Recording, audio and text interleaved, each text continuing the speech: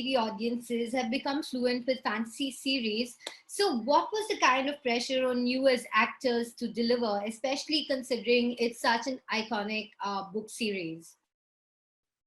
Our pressure is to create a world that people can lose themselves in. That's all. We've got to make people interested and people care about the characters. However spectacular the world is, which I think is a given, we've got amazing set builds, amazing locations.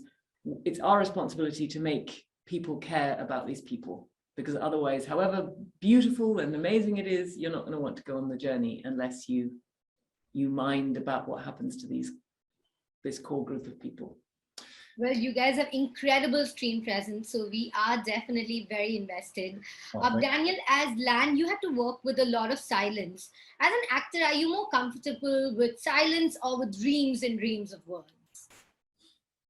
I don't think I was as comfortable before I've started this project. I think if you would have seen silence from my previous characters in my work, it could have just been because I was half asleep. But in this project, it's very different.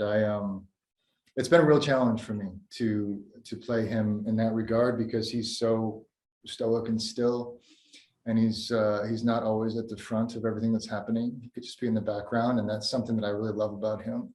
I think I've learned a lot about sort of what can be said through that stillness and what he's being still against, what is forcing that stillness within him, and usually it's this one beside me. So I don't know. I feel like I have come a long way with him as an actor. It's been very special for me.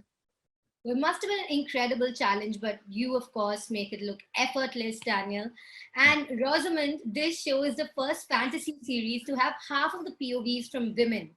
And your character especially is so powerful. As an actor who's an inspiration on screen to so many women out there, do you think this will go down as one of your most iconic and empowered roles? Gosh, I've no idea. I'm afraid I never know which characters are going to catch the public imagination. For instance, I know that in India, I Care a Lot captured a huge number of people's attention because I was on vacation earlier this year, and I was delighted at how many people from India that I met who knew my work in that film.